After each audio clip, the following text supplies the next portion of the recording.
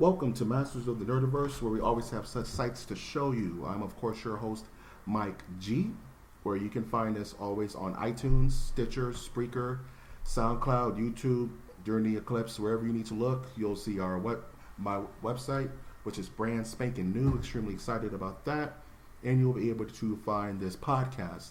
Now, I am extremely excited for this week's show because I have found the diamond in the rough, as it were, the shining beacon in the light of darkness, as it were, a actually real life co-host. Here we are. I would like to introduce. I'll let the man introduce himself. Actually, so, hola, ¿cómo estás? He's very well versed. Me llamo Bradley Carroll. So, for those of you that are English speakers only, I said my name. I said hello. My name is Bradley.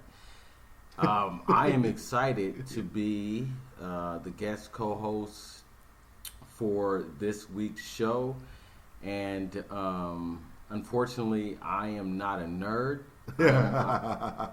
I'm more of a hermit, so I've actually crawled from under my rock to participate in this week's informational givings. Yes, he's like Patrick from SpongeBob. He lives legit under a rock. Absolutely. But there's all types of TVs and like couches and shit under there, so I don't know how he does it. It's right. It looks super comfortable. It's only built for one human though. That's right. Only he can fit under there. Books and weed. That's pretty much it. So that's pretty much what we all need going forward in life. Books, weed, and maybe like a Capri Sun. Women. There's like 3 girls down there. Yeah. They don't. It's weird. They don't talk much. I don't know why. They all speak different languages that only he understands. Yeah, that's by design. You can't have these girls communicating, then they're going to start talking about how you ain't shit. So, Jesus Christ. Keep the language separate. It's divide and conquer. You know they're going to eventually revolt on you, right? Hey, man. Females can't get along. You got to throw one under the bus. Keep them split up. Divide and conquer. No, man. They're going to build a new language out of their three separate languages. That's when you get them, over time. That's when you get them exposed to the American system. As long as they don't know shit about nothing, and they don't know nothing about money, and they stay up under that rock with you, and you keep them split up and confused, then you good. So you're like Eddie Murphy from Raw. You just find someone like out of the bush and make sure they don't know anything about the American experience. So sort of, but I just don't like to be compared to Eddie Murphy. That's the biggest insult of all that. That's what you pulled away from. Bad. You know what? That is a good. Speaking of bad, let's go over our weeks. So I'm going to go ahead and go into. I'll give it a start.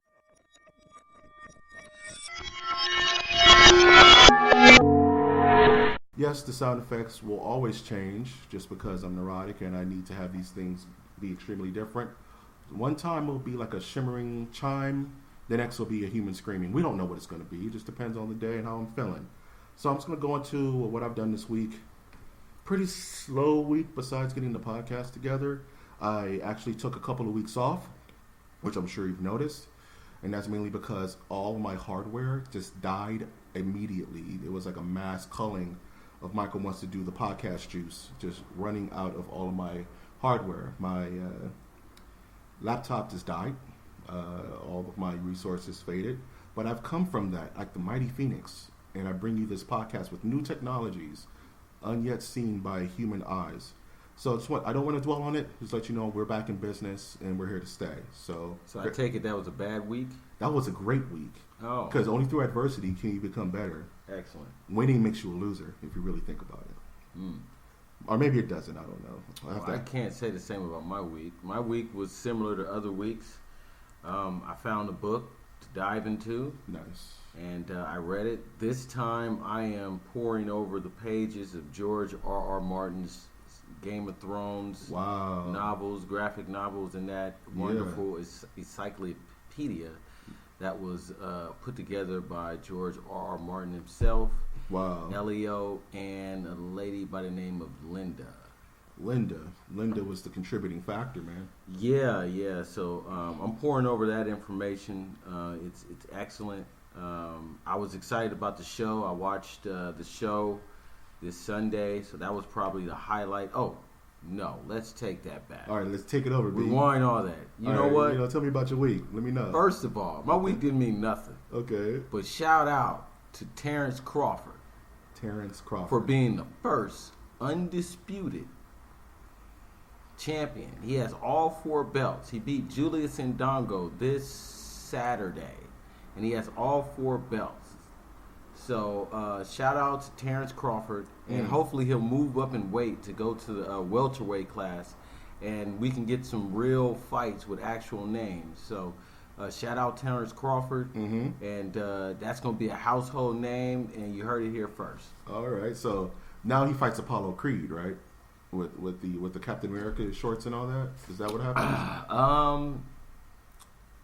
You could say that. There's a guy who's a PG-13 type of squeaky clean champion out here at the welterweight class. His name is Earl Spence Jr. Okay. He would be the Apollo Creed.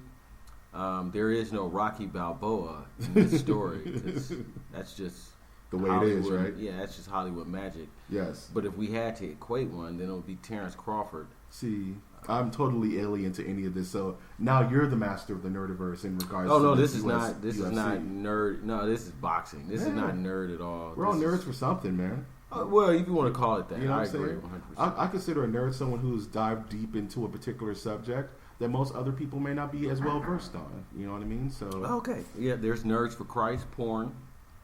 There's so many nerds for porn, dude. Yeah. It's like its own.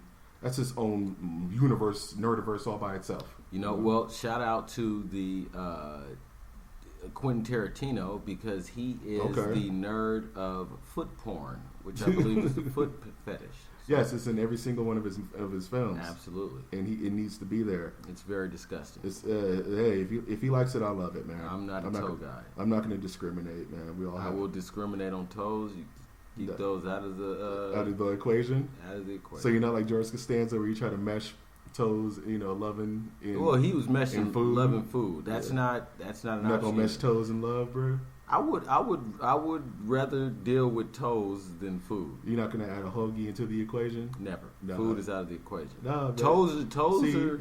It starts with strawberries and chocolate and shit, and then it goes into like pepperoni pizza, and like ceviche. Right. Okay. You're gonna add ceviche to the equation. There will be a little bit of ceviche to the equation. There's always ceviche there if you're dealing with the right type of sex. Okay, this podcast. If you're dealing with the wrong type of sex, you're dealing with a lot of sausages. Oh, this podcast has gone off the rails. Well, okay. Yeah, let's get back on focus. Let's get back on focus. Because this is my first week here, and I tend to get kind of sidetracked. That's okay. I'm here to put you back on the right track with this train.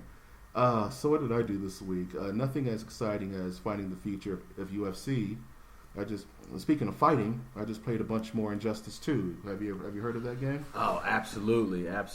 It's that game looks amazing. Yes. Although I haven't got a chance to actually play myself, or I don't have a copy, but it's very fun. It's very good. I would imagine. Yes. Who's your guy you're playing with right now? Right now, man, I'm playing with Sub-Zero. He was announced as a secret slash downloadable / additional character, and I've been really in the lab with him trying to get my combos right. You know what I'm saying? Play people online, because playing against a human is way different than playing against the machine. You know what I'm saying? Oh, absolutely. Because people make mistakes. The machine's not going to make a mistake unless it allows itself to. And sometimes those mistakes can inadvertently win you a match. Exactly, or lose you a match, because sometimes the mistake's on you. Most times they'll lose you the match. But if you're playing an expert, and you're a novice, the best thing you can do is make those mistakes, because the expert is practiced against probably the computer to master the game. And gotta love it. That was kind of inappropriate. Although this is your show, so I guess you could just interrupt it with cell phone ringings and whatnot. Hey, this is a nerd podcast, first of all. Second of all, how can any of us deny the ringtone that is set to the GameCube startup sound? That's what that was. It's quaint. If it was like "Can I Buy You a Drink" by T-Pain, then that would be maybe inappropriate for the podcast. But you hear that noise? Unless we had women in here, then it would have been totally totally appropriate. But it just makes me want to think about Soul Calibur 2, which is one of the best fighting games of all time. Actually, based on some of those questions you had, that was probably one of the ones I was going to use there. Yeah. Oh, that forthcoming Yeah. for our question section. We got questions this week, y'all. Yeah, played a bunch of Injustice 2, trying to get active on that. I'm not trying to get to the point where I'm going to win any tournaments. I just want to be the best person I know in the video game, which is always my modus operandi. But then I digress. Besides that, I caught Marvel's The Defenders this past weekend. And for those who don't know what that is, Marvel and Netflix have been doing these TV shows where they've done a whole season based on a particular character. So they've done Daredevil, Jessica Jones, Luke Cage, and the Immortal Iron Fist. And what this is a accumulation of all those characters in one big season, a la the Avengers. The Defenders, you mean? The Defenders. Oh, okay. So just kind of giving a quick, explanation of what that is. For those who's like, I live under a rock. I don't know what the Defenders are. Well, hold on. Before you go there, when you mentioned Iron Fist, yes. Luke Cage, Yep. and Daredevil, Jessica Jones, Iron Fist, Luke Cage, and who's the other one that makes the Heroes for Hire? There's one more. Oh, you're thinking there's no other dudes like the old school Heroes for Hire. The old school Heroes for Hire was 3 cats. It was Iron Fist, Luke Cage, and one more guy.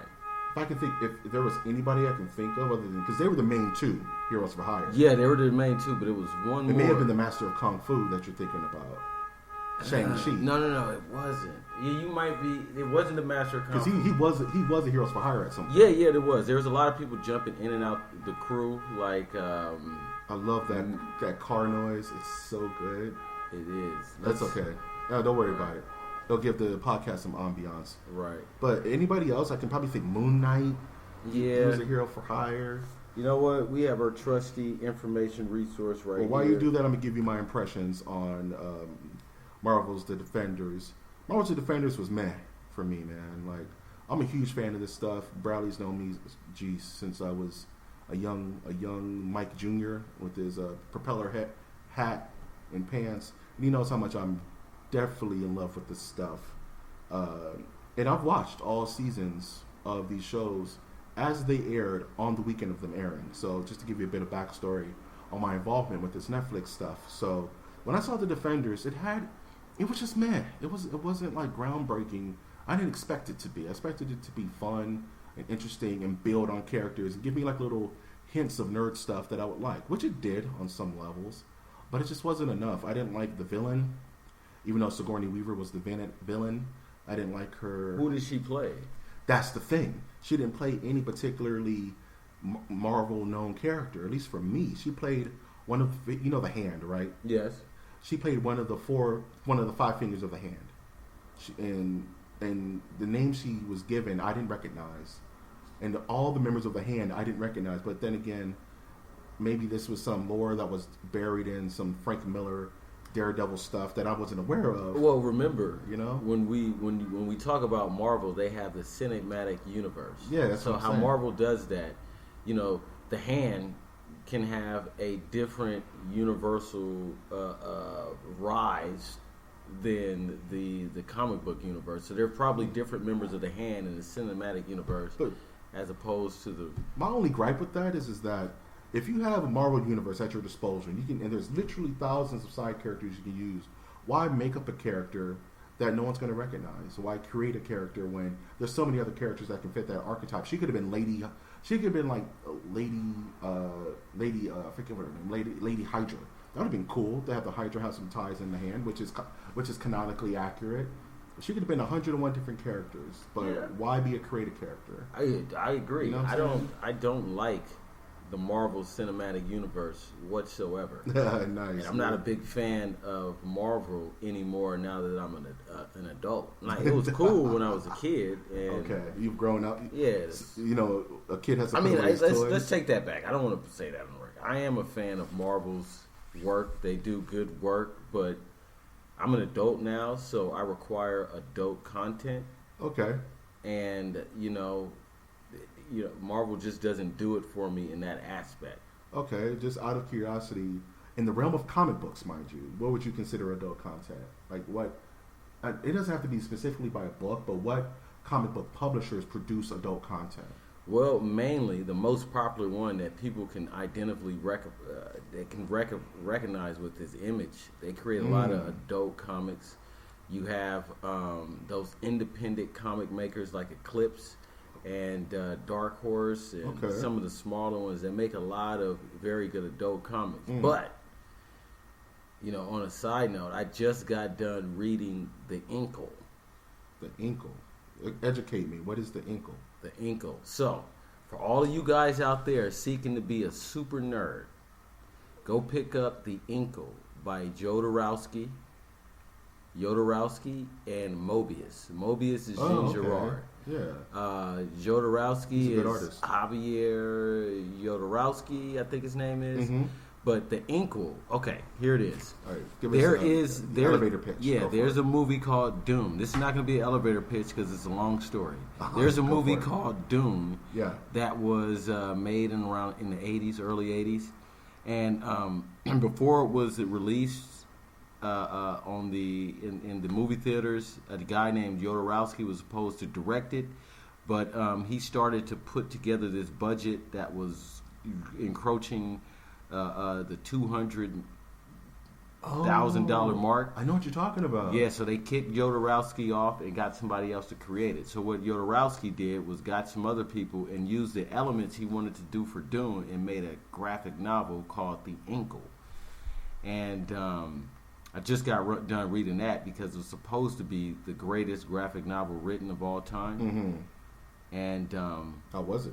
I can't say that it was the greatest. Yeah. Because, you know, again, that's subjective. Very subjective. Because what I can say is that it was extremely creative and unique in being a original work of art.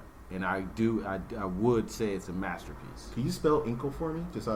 I'm gonna spell it for you and everybody who's listening. All right. It's The Inkle. The THEINCAL. Okay, I'm gonna have to check that out. Check it out. What I would say is when you get the book, get it from the library and read it front to back. It's important that you read the preface as well. Yes, digest the whole meal. Don't skip the vegetables, ladies and gentlemen. Right, Eat the whole thing. Because the preface will let you know that what you're seeing in the book is not the Inkle taking elements from other sci-fi movies. It's other sci-fi movies and books and things taking elements from the Inkle. And that's a real important nerd book to read, I should say. Cool. Sounds good to me. You sold me. Let's go. Yeah. Other than this week, I didn't look at the Eclipse because I'm just not down for that. I don't like mass hysteria stuff. You know what I'm saying? Like, let's all play Pokemon Go. No, I don't want to do that. But you did watch that. Which one was it? The Defenders? Yeah, was it the Defenders or was it a particular individual? It was the Defenders. It was all of them. Okay, so let me ask you this: how did you like the Iron Fist? I didn't like it at all. Okay, so yeah, see, I didn't watch the Iron Fist. I didn't watch Jessica Jones. I didn't watch Luke Cage, but I watched Daredevil. I like Daredevil. Both seasons because there's only two seasons. There's 2 seasons right now. I started Jessica Jones and Luke Cage, but it didn't grab me, so I wasn't able to finish. Right. I looked at Iron Fist, his face, on whatever poster or cover they were trying to market and show, and that did it for me. I couldn't do it. See, I have to understand. You know, I'm a dude who sat through 10 seasons of Smallville when it was bad, just to understand what's happening and understand that it's bad. That's just the torture I put myself through. I'm not saying that Iron Fist was absolutely horrible. I mean, we live in a world where Freddy Got Fingered is a real movie. You know what I'm saying? But was it Iron Fist? Like, even in Defenders, Iron Fist is supposed to be one of the top skilled martial artists in the Marvel Universe, correct? Like, he's supposed to be up there, like with Black Panther and like the Master of Kung Fu. You know what I'm saying? Right. But this guy doesn't display the athletics needed to be the best fighter in the series. Does he do any type of kicks? He does kicks, but he doesn't do Donnie Yen kicks. He does. He does Mel Gibson kicks. He does not as bad as Mel Gibson kicks. It's like Can he do a Michael Jai White kick at least? no, he does can't not do a that. flying drop. Okay. His stunt double does, but he does not. Oh, so He does. Remember that part in Blade 2 where Blade was doing the spinning boot kicks? Yes. He does spinning boot kicks. That's it. That's it. And he does like little kung fu poses. So he can't even do any aerial attacks. He doesn't do aerial attacks. The actor. He doesn't do backflips. He doesn't do lightning fast Is he punches. at least a good actor? Can you believe he's No. Daniel? No, he's not a good actor in my opinion. Okay. It's well. a struggle. The guy's a good actor. What about the story? The story is not okay. Do they explore the mysteries of It's a very Kung sensitive. Lung? It's a very good pull. It's a very sensitive thing because they're on a budget, so you can't have. They're not in Kung Lung. You never walk down the street of Kung Lung. So They only talk about it we're in Hell's Brooklyn. Kitchen. We're in Manhattan. Oh my God, no. Yes, I'm not gonna watch The Iron Fist. We're in Don't. Manhattan, and it's like a business drama that has the backplay of kung fu mystery, not the other way around. Because Danny Rand's supposed to be extremely wealthy, Yeah. right? Okay, because like in the comic books, it was the total opposite. Yes, it's all They about the rarely kung fu showed him in the business in setting. the business aspect. This series is 85% business setting, 15% kung fu mystery, and it's not great. I just don't think Netflix, and that brings us to more of those questions and news that we have. So I think we should get on with it because Okay.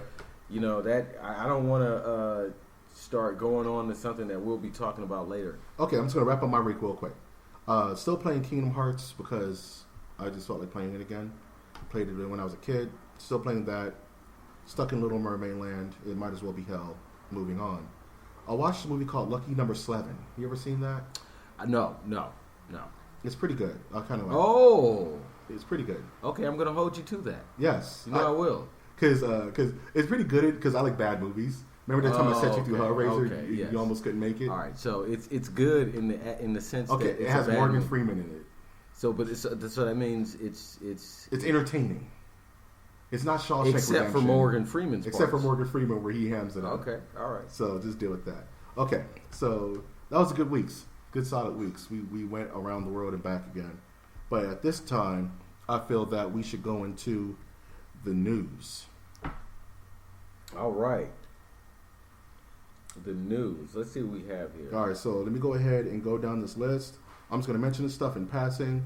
If you just give me your first thoughts, you know what I mean? So I'm just going to bring up some stuff and tell me what you thought. So I didn't want anybody to catch this last week because I was on my hardware purgatory, but I did want to talk about it.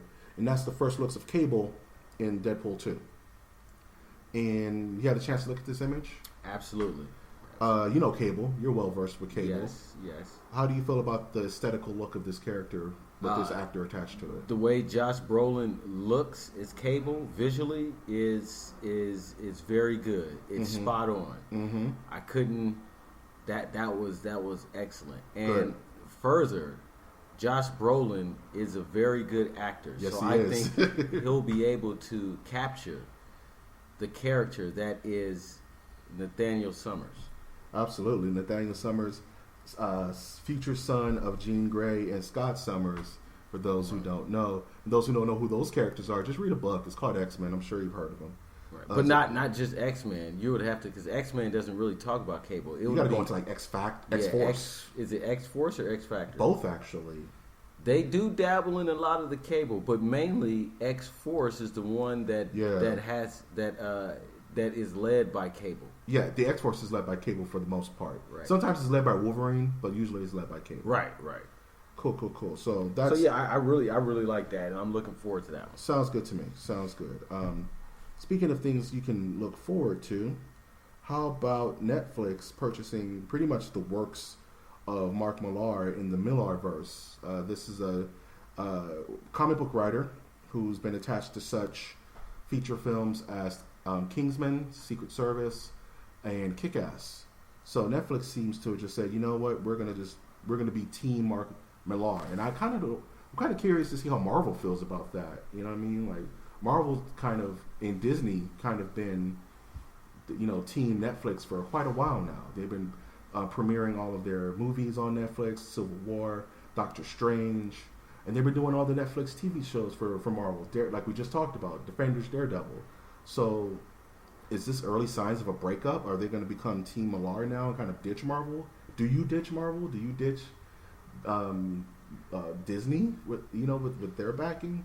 How do you feel about that? Do you feel like this is an upshake, or am I over exaggerating? No, you're not over exaggerating, and this is just something that a lot of us who are not in the business are not going to know about. There's subtle battles going on when it comes to business and intellectual property and artistic creativity, and individuals who are groups of people who are trying to get money off of this. So right. There's a lot of subtle things that go on that I can't speak of, but I'm pretty sure it has to do with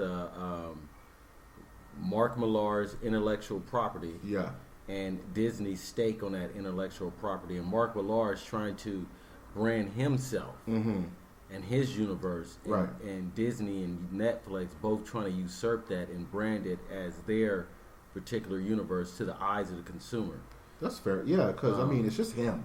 Yeah, it's just him. So no matter what, he's going to make money off that brand, but it's about which brand is going to be true to what the artist created. Right. Because, if Mark Millar can say, hey, you guys can do those stories however you go ahead, do the stories. But, no matter what, once it gets to film, once you take it from one medium to another, it's not going to be true to what it originally was. Well, it's very rarely. It's very rarely you'll see an absolutely true adaptation, but sometimes that'll bite you in the ass. Look at Watchmen. Watchmen was way too true to the source material and ended up being bad for it. Well, here's the thing. Just because Watchmen was a good graphic novel doesn't mean it'll be a good movie. And that's the trick, isn't it? It's like some of these things have a very hard time being... It's very hard to bounce from one medium to another. Well, look, general. The people who read graphic novels aren't the people that go watch all of the movies that come out. Yeah, that's true. So, like for example, the Inkle, the one we were talking about earlier, that's a perfect graphic novel. Yeah. But to make it a movie, I was going to ask you that too. Like, do you think it's transferable? Like Dune? No. Yeah. Do you think Dune was transferable for that matter? Dune has nothing to do with the Inkle. You know what I'm saying? Like in regards to scope, it sounds like this is a very... Dune could have been done, but at the time it was done, it just wasn't ready. Wasn't the right time. The CGI wasn't there, so... Right. I think Dune is one of those few movies that deserves to be remade. Right. Would you be happy with the Inkle remake with the right director? You can't remake Inkle film with the right director. No, you can't film the Inkle. The only thing you could do with the Inkle is make it a motion comic. Right. Yeah, I hear that. Next bit of news I wanted to go into was Marvel vs. Capcom Infinite. There seems to be... I've talked about this game multiple times on the show, and... I really don't know how to feel about this game because it's, from what I hear, it's fun to play, but it just looks horrible. Not horrible. I would say it looks mediocre, which is worse because I'd rather something like complete trash and be playable than just be mediocre and like you have all the money in the world to back it. But maybe you don't. We don't know what's going on behind the scenes of these companies. But I digress. There's a game called Monster Hunter. It's a huge Capcom game in Japan, not very big on the U.S. shores. People play Monster Hunter here, of course, but it's not as big as you would say Dragon Ball Z or something like that, right? So one of the characters that's going to be downloadable, which just sucks because I hate day one downloads, just make it a part of the game. You know what I mean? Why try to squeeze an extra $10-15 out of someone on day zero? That's kind of whack.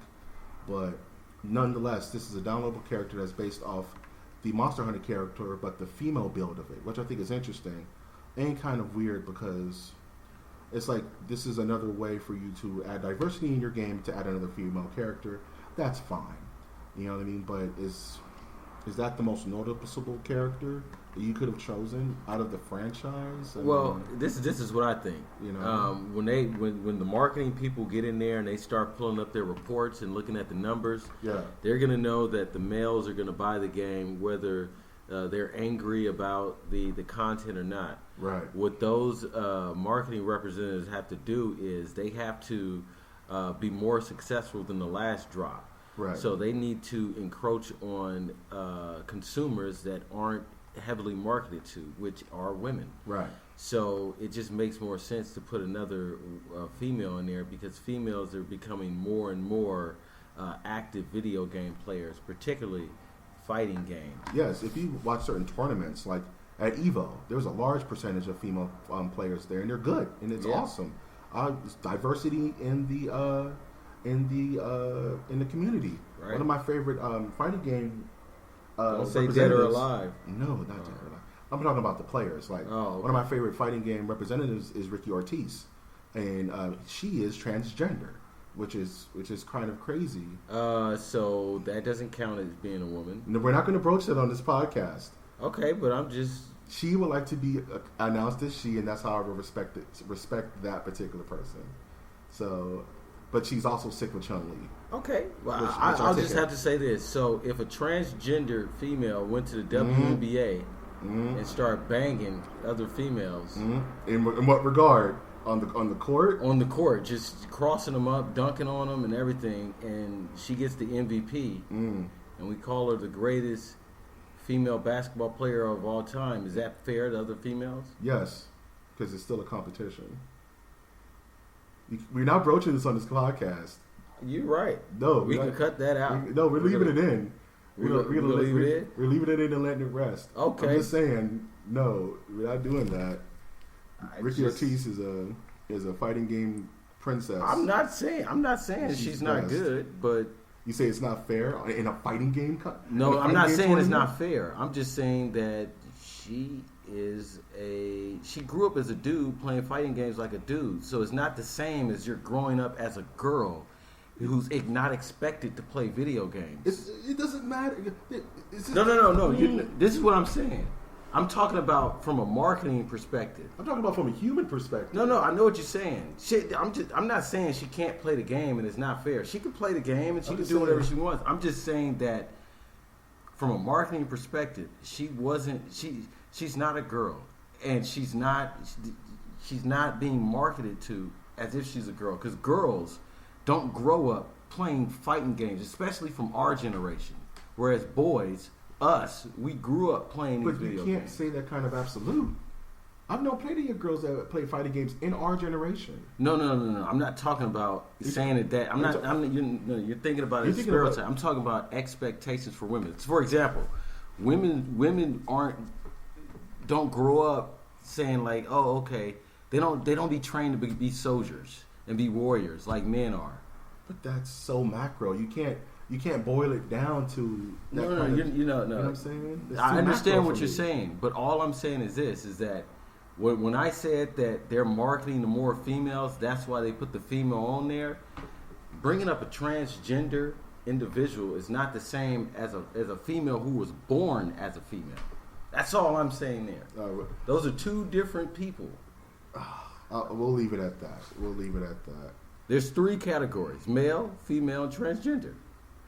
Now, if you were to categorize, okay, let's say it's a problem. You know, let's say if they would have, if they put in a different more world now, man, you can't categorize like that. So I can't say that there's a difference between the male and female species. We're not going into this. So okay, we're moving on. Yes, moving on. Yes. So speaking of female characters, Android 17 has been announced for Dragon Ball Z Supers. Android 17. Android 18, pretty much all the Androids were announced recently at Gamescom, as well as versions of Super Saiyan Blue, Goku, and Vegeta. I showed you a video of this game earlier. I just wanted to kind of get your immediate response on it. What do you think? 2D games, 2D fighting games. Yeah, man. It looks good. Yeah. This is the only thing I can say. Okay. I think it'll become boring very quickly. How so? Elaborate. It's a 2D game. It doesn't look like. It doesn't look like those characters can fully utilize all the powers of a Dragon Ball Z character. So if you look at those other Dragon Ball games, which have a totally different fighting engine in it, but at least those players can fly, and it's a 3-dimensional arena that they're fighting in. So to take that back and to put these characters in shackles, to me, is a little bit discomforting, especially when on PlayStation 1 they had games of lesser graphics that allowed you to do a lot more that's truer to the actual character's abilities. But these games have been done. We've had back from the days of Dragon Ball Z Legends on Super Nintendo. From the moment they got their hands on 3D, it's been arena fighting. Dragon Ball has gone from Budokai to Budokai 2 to Raging Blast, and they've all been arena fighters. Right. When was the last time can you remember that there was a 2D Dragon Ball fighting game? There's been few. My only knock on that, I don't care about the 2D, but at least make them fly. Well, I'm sure there'll be some kind of flight mechanic for certain characters. You know what I'm saying? But in a 2D fighting game, think about M. Bison in Street Fighter, right? Mm-hmm. If you gave M. Bison infinite flight, wouldn't that break the game? He can fly canonically. Yeah. But if you gave him infinite, he'd just hover over the screen. Wouldn't it break the game for the other fighters, like, let's say, a Ryu or Ken or a Blanca, for that matter? You know what I'm saying? Like, I mean, it would, but this is Dragon Ball Z. That's like having a okay, perfect example. When they came out with that X-Men game, X-Men Legends. No, it was one for the arcade. It was a real old game. It was an arcade game where you have what is it? One of those side-scrolling games like a you're talking about X-Men Arcade where you can play as Dazzler. Yeah, and Colossus. But you know, like Wolverine and Nightcrawler's character. Yeah, their powers was not consistent at all. Like Wolverine mutant power was to clink his claws together and create this type of whatever it is. But you can't compare a game from when way back when, where they were kind of making the rules as they go, to canonically manga accurate attacks in Dragon Ball Z Fighters, where every single frame is a frame from the manga. You know right? No, I like that. I like it. Like I said, it looks good. Yeah. But just without the power of flight, I don't care about the 3D. You don't need the 3D because games just work on the side scroll. But at least give the characters some flight. What if there was a mechanic where you double jump, like in, let's say, Marvel vs. Capcom, and you end up on a different screen and it's done in sky? Would that appease you? That would appease me. But it's still on the 2D plane. It's still, that would appease me. You just want the representation of flight. Exactly. Because the characters in Dragon Ball fly around. True. That's like having a fighting. If they did the Batman, any Superman game, and Superman can't fly and he's not the strongest. He can't pick up anything. He tries to pick up a trash can and he's struggling. That's true. And it's like you don't want the characters handicapped. Pretty much. And you think that the 2D fighting game playing is a limitation. Not the 2D fighting. No, that's not a limitation. The fact that they can't fly is a limitation. I think they can. I think I've seen in film where they do combos and they actually fly in the air. And if the characters can fly, I'll be totally fine because it looks very good. And when you, I'm sure that's something they wouldn't leave out. Yeah, because when you do certain moves, it gives the appearance that the game is 3D. Right, because it's pretty. Because the way they do these graphics is damn near magic. Yeah, the graphics are amazing. Yeah, so okay, I see where you're coming from on that, and I do think they've accommodated for that feature. I do think there's simulated flight for these Dragon Ball characters that use their cheetah bounce around the bounce around the stage. And you know what? What about the new SNK games? Oh, yeah. Okay, that could be the last one. Yes, SNK announced that there's more fighting games on the way. For those who don't know, SNK is the company that used to rival Capcom back in the day with such fighting games as Fatal Fury, King of Fighters, and Samurai Showdown. They took a break from making fighting games to make pachinko machines. Pachinko machines. What is that? A pachinko machine is a gambling device best known in Japan, where you sit down, smoke cigarettes, and play pachinko all day until you rot away into nothingness. Smart move, SNK. Yeah, so they're coming back. They're coming back with a vengeance, saying, we want to make fighting games, we want to work with the best and brightest. They're on their way. Get hype. I just wanted to talk about this because I didn't get into SNK really until Marvel vs. SNK. which was on the Dreamcast. I mean, I played Fatal Fury on the periphery and Art of Fighting and stuff like that, but I never was really into it until Was that World series. Heroes an SNK game? Yes, World Heroes was an SNK game. Okay. It was like a Neo Geo classic or something Right. like that. So the only SNK games that I'm looking forward to, because I'm a big fighting game fan, There you is Samurai Showdown. That's a good one. They make another Samurai Showdown. We in there. We in there like swimwear. In there like swimwear, baby. I think the King of Fighters has been overdone. Will be good if there's never another King of Fighters ever again. Blasphemy. It's too many King of Fighters. That's like saying there's too many Street Fighters. Okay, I'll be happy if they don't There's do too another many. Street There's Fighter. too many Maddens. There's too many Batman movies. I mean, what can you do? Man, you can't. You have to cultivate, like from a business standpoint, you have to cultivate the intellectual property until it's no longer lucrative. They're going to be out until people stop buying them, which is the sad truth. And that's for things love and hate. You know? Well, I mean, I'm just a proponent of artistic good stuff, not just junk thrown out to make money. Well, that's another thing. That's why I'm kind of up in the air about Marvel vs. Capcom Infinite. It seems very rushed and very cheap to me. And I love these characters. I love these universes, but don't give me something that's just going to placate to my fanboys' sensibilities rather, and not make a good game at the end of the day. If it's a good game at the end of the day, I don't care what property it is, because it could be a new property and be a good game, like Horizon Zero Dawn, or it could be something that's existed forever, like Fallout 3, you know what I mean, Fallout 4. As long as it's a good game, I'm all for it, fighting game or not. All right. I think one more thing we should cover. What would you like to talk about? Tell me about it. Is that you sent me a link about the Judge Dredd Oh yeah, TV series? The Judge Dredd TV series. They're thinking about bringing Judge Dredd to the small screen. I don't know if that's going to be like on HBO.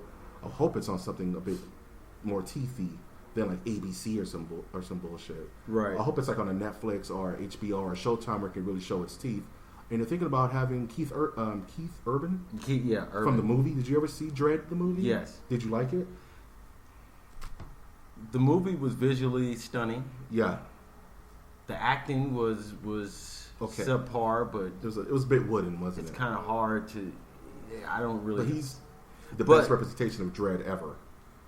I mean, we only have two. Yeah, It's I would Stallone say and that. him. I would say that. I So, mean, think about getting you him won back. by default. Right. He at least crossed the finish line, right? Yeah. So I mean, you know what? I like Keith Urban. Yeah.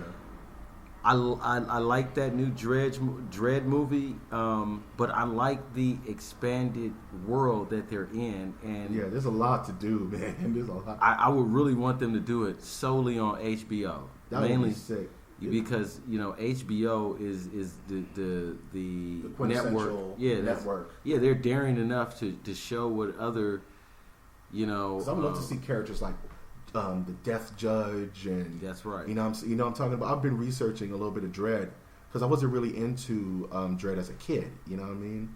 Because between the '90s image stuff and being shoved Marvel or DC down your throat, you didn't really get a lot of opportunity to be into the more indie stuff until like later in life. You know what I mean? Right. So the what's his name?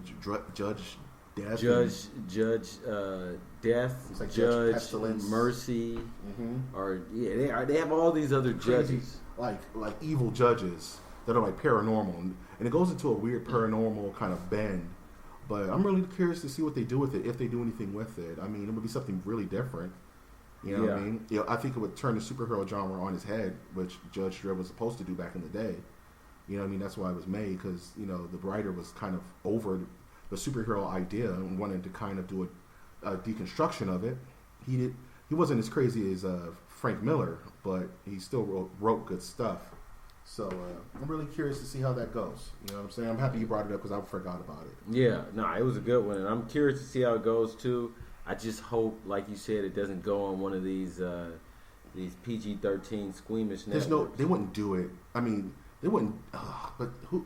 I want to say they wouldn't do it like that, but they've done it to worse things. Come on, Spawn, right? Well, yeah, Spawn came on TV, but remember, Spawn came on that HBO. It came on the HBO. It was very series. graphic, wasn't it? Yeah, it was the animated series, but I have to say that was excellent. Yeah, I love the Spawn animated series. I still watch it to this day sometimes. Yeah, that was wonderful. That was my shit. News. That was good news. Very, very good news. So what are we looking forward to next week? Oh no, you missed new one of our segments, my friend. We have to go through questions and answers.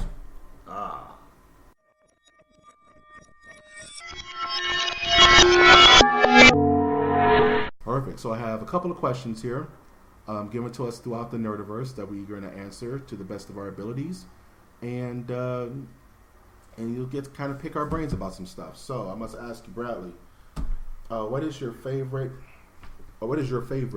video game UI? And for those who know what a UI stands for, that's user interface, such as when you pop in a game, maybe on Nintendo or PlayStation Pro, before you hit the start button, how is that menu? How is the intro to the game? How are you first introduced to the game? That's what we talk about user interface. How does the start button look? Does it pull you away from the experience, or is it just like a Google Doc that you're going through? What out of the games you've played, what UI really stands out for you? What interface kind of made you want to play the game a bit more, or at least pulled you into the game a bit better? The main one. I mean, there's lots of games. Yes, there is. That have unique user interfaces. But one that really stands out to me is the first Knights of the Old Republic for the Xbox One. That's a good game. The reason why I chose that one is, I mean, it starts regular, but it has a unique feature that you're controlling 3 people, and it's live action, but there's a pause button. So in the middle of the action, you can pause it and kind of 360 around the screen, hover around different characters to get a full bird's eye view from a whole lot of different angles of what's going to happen, so you can plan out your attack. Yeah. You can unpause it and watch the attack unfold from a whole lot of different angles, and you can pause it whenever you want.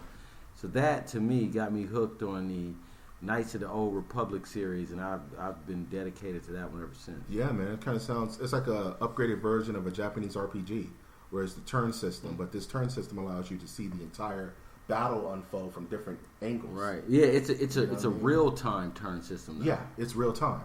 Yeah. So you can play it out in real time, but you can also pause it to strategize your attack. Right. Only on the first 2. The third one is, you're talking about the MMORPG, right? Yeah. I haven't played that. I wanted to get into it, but I've never had a chance. Right. It's nothing really special. Mm-hmm. You know. Yeah. You know, like if I had to pick a UI favorite of mine, it's funny. I've been looking at this question all day, and I haven't been able to decide on which one I'm really happy with.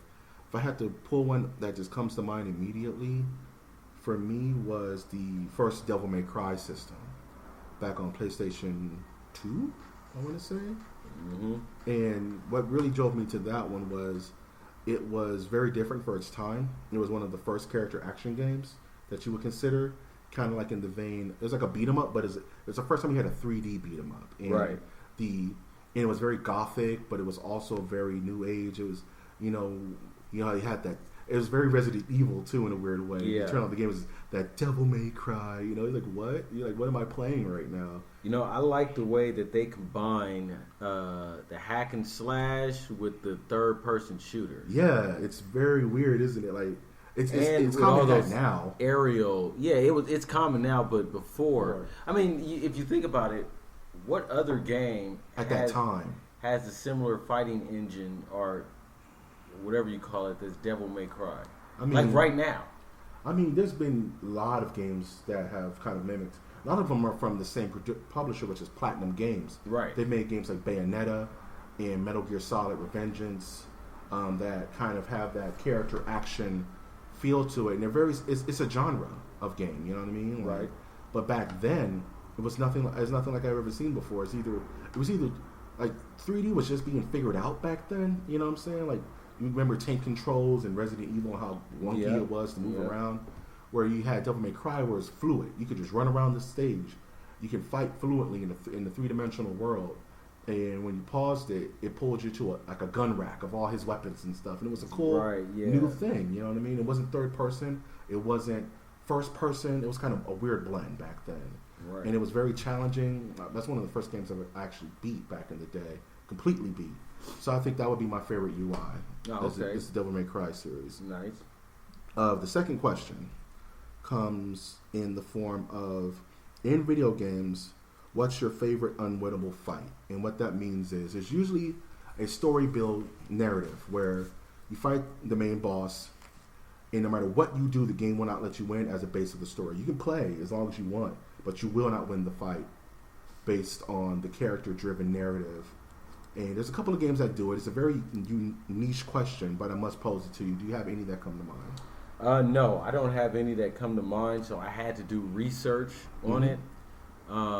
Because most games that I play, that they don't make you do that, right? They're winnable games. I Right. play sports games. I play fighting games. Right. But the ones that I researched and I found that a lot of people said was the main one was a character named Vile from Mega Man X. Yeah, Mega Man X, the X series, dude. According to what I've learned is that Vile had this suit that is impervious, and you had to lose to him the first time. Yeah, there's no way around it. it. You're just not gonna win. Yeah. Another one is a game called Chrono Tigers. I've never heard of. I know nothing about. Was it maybe Chrono Trigger? It may have been Trigger.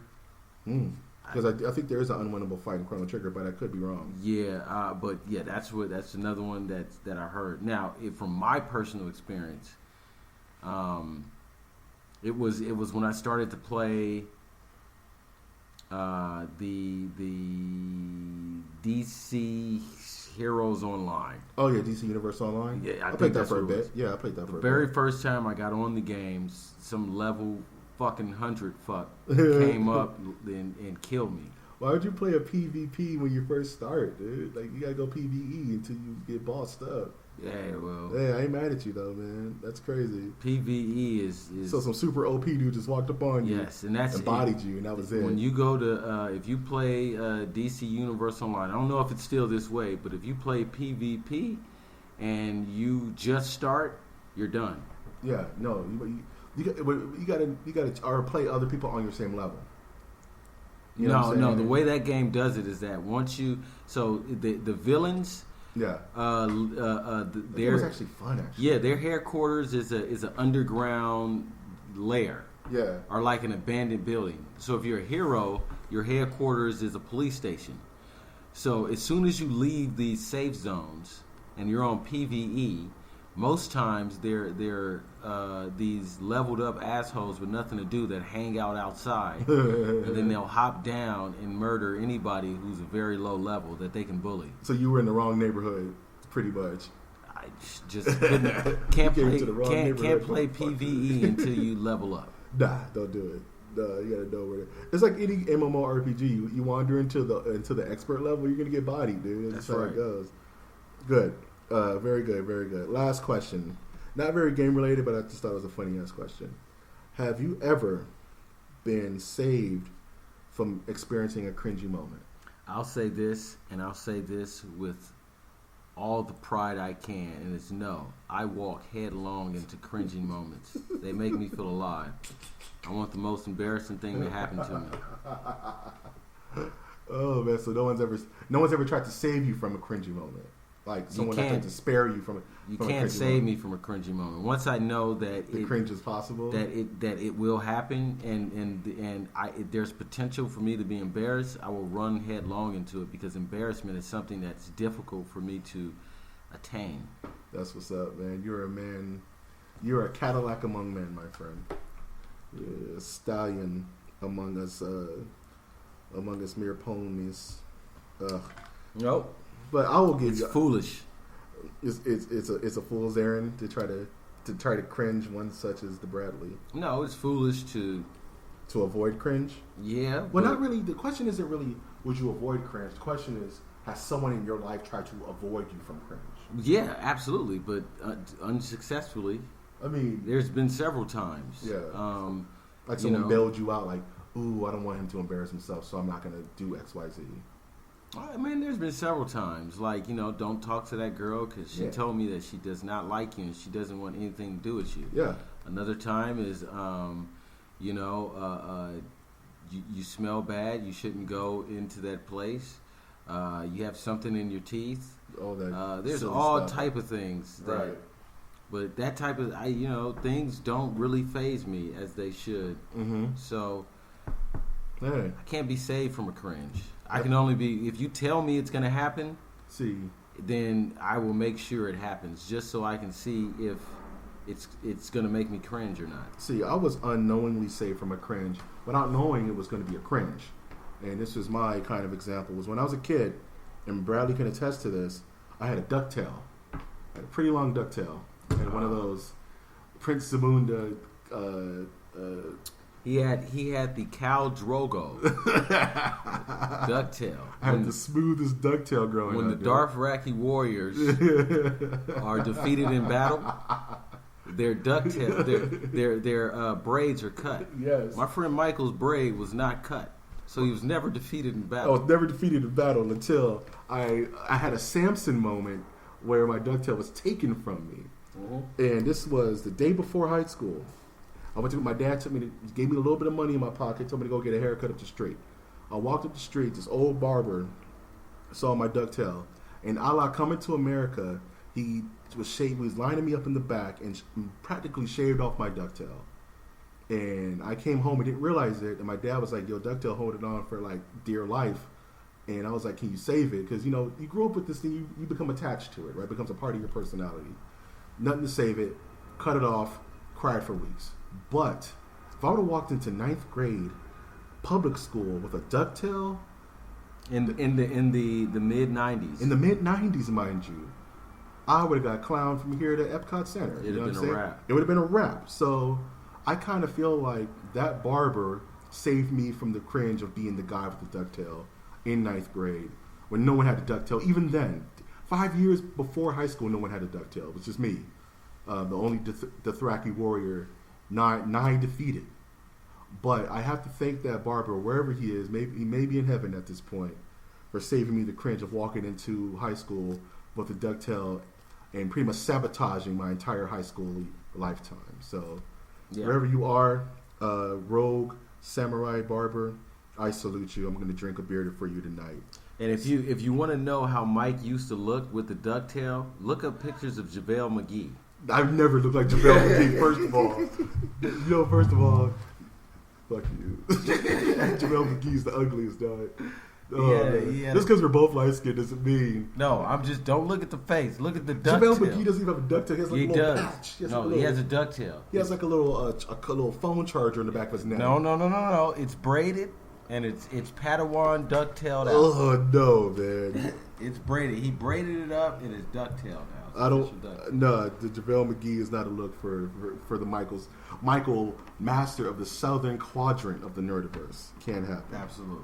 The very good questions. We're ready to wrap this up. We're going to start doing our closing. What are you looking forward to in the future? What are you looking forward to next week, the week after, what have you? What's going to make you hype? This Saturday. I'm not looking forward to it in terms of watching it, but I'm looking forward to getting the madness over. The Floyd Mayweather Conor McGregor fight will be over. The showcase comes Saturday night. The Street Fighter episode, the Mortal nobody's Tekken tournament. Talking about that hype job anymore. Oh, thank goodness. What else? I am looking forward to the next show next week, so it'll be my second show. I guess I'll be a little bit more prepared. Yes, very good flagship show. We had a lot of things to talk about. Yep, and. I'm reading the Game of Thrones books. So, yes, you have to give us an update on that. Yeah, I'm be done with the first book and the first graphic novel simultaneously because I'm trying to compare. Nice. Okay. Cool. What I'm looking forward to playing more Kingdom Hearts because I have to beat all of that. It needs to happen.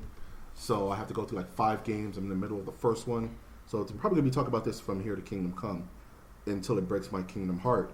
Looking forward to playing Uncharted Lost Legacy. That's kind of a new game that's coming out. That's based off the Uncharted universe. It's supposed to be like a quick game, so hopefully I can have a review for that by next show. I wrote down I was looking forward to finding a new co-host, but here we are. You know what I mean? We're good to go. Looking forward to doing some more artwork. I'm working on a piece right now. Of course, I have to do a piece based on tonight's show, so that'll probably be out, if not tomorrow, probably no later than Thursday, because usually it takes me a second to think of what kind of artwork I want for the show. And I'm thinking about starting up some new YouTube content. I found that YouTube will ding you if your content's not fully viewed. So let's say if I put this entire podcast on YouTube, and it's roughly about 45 minutes to an hour. If someone doesn't sit here and listen to the entire podcast and turns it off, YouTube will ding my content. So I have to figure out a YouTube channel that is in smaller increments, so people can in a more digestible watching situation. So maybe like 15-minute, 30-minute like intervals of content. I'm not sure what I want to do yet. I'm thinking it's gonna be more in the video game category, maybe me playing something, but we'll see. We'll see. We're going to talk about that and see what we want to do. And that's pretty much what I'm looking forward to.